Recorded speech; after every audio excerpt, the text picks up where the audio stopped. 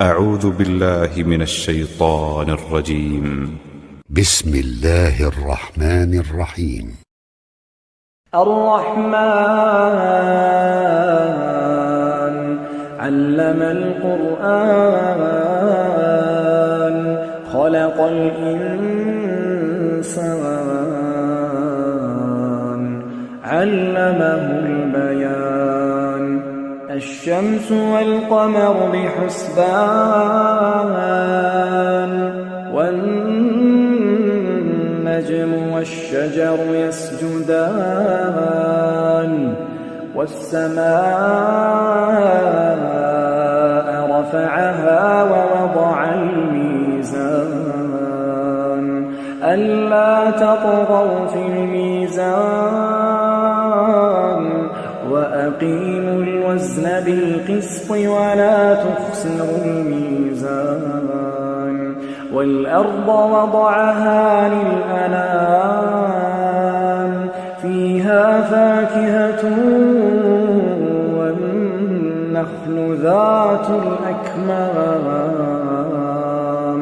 والحب ذو العصف والريحان فبأي آلاء ربكما تكذبان خلق الإنسان من صلصال كالفخار وخلق الجان من مارج من نار فبأي آلاء ربكما تكذبان رب المشرقين ورب المغربين فبأي آلاء ربكما تكذبان مرج البحرين يلتقيان بينهما برزخ لا يبغيان فبأي آلاء ربكما تكذبان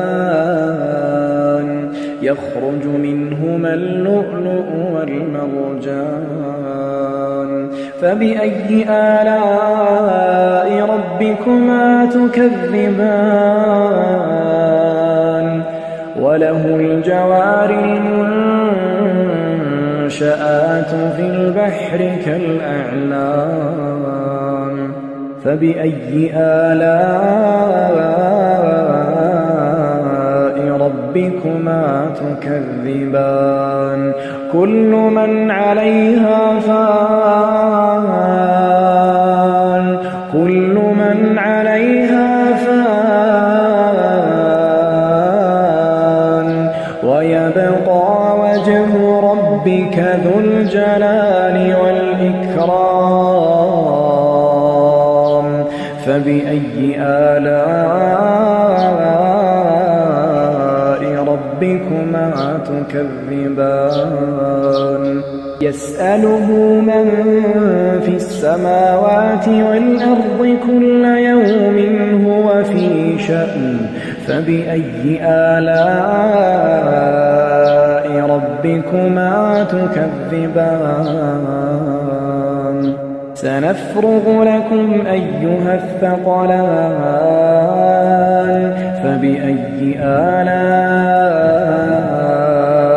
ربكما تكذبان يا معشر الجن والإنس إن استطعتم أن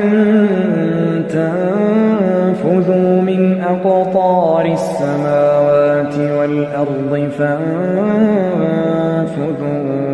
لا تنفذون إلا بسلطان فبأي آلاء ربكما تكذبان يرسل عليكما شواظ من نار ونحاس فلا تنتصران فبأي آلاء ربكما تكذبان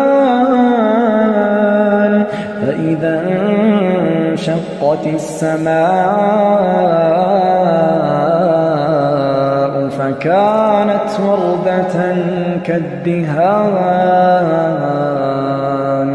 فبأي آلاء ربكما تكذبان فيومئذ لا يسأل عن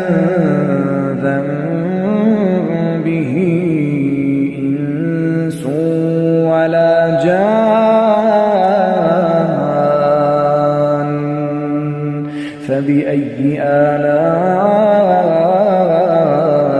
ربكما تكذبان يعرف المجرمون بسيماهم فيؤخذ بالنواصي والأقدام فبأي آلاء ربكما تكذبان هذه جهنم التي يكذب بها المجرمون يطوفون بينها وبين حميم آن فبأي آلاء ربكما تكذبان ولمن خاف مقام ربه جنتان فبأي آلاء ربكما تكذبان ذواتا أفنان فبأي آلاء ربكما تكذبان فيهما عينان تجريان فبأي آلاء ربكما تكذبان فيهما من كل فاكهة زوجان فبأي آلاء ربكما تكذبان متكئين على فرش بطائنها من استبرق وجنى الجنتين دان فبأي آلاء ربكما تكذبان فيهن قاصرات الطرف لم يطمثهن إنس قبلهم ولا جان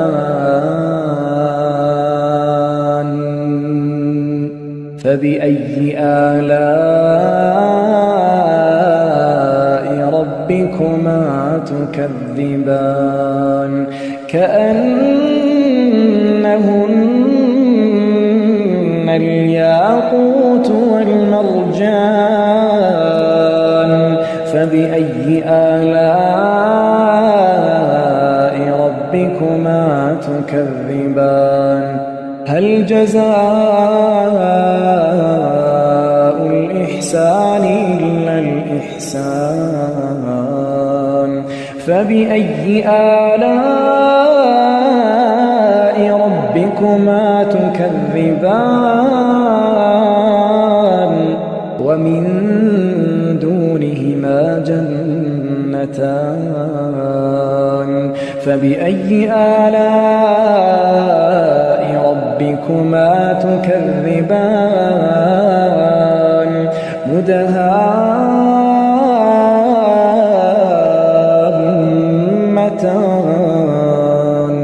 فبأي آلاء ربكما تكذبان فيهما عينان نضاختان فبأي آلاء ربكما تكذبان فيهما فاكهة ونخل ورمان فبأي آلاء ربكما تكذبان فيهن خيرات حسان فبأي آلاء ربكما تكذبان حور مقصورات في الخيام فبأي آلاء ربكما تكذبان لم يطمثهن إنس قبلهم ولا جان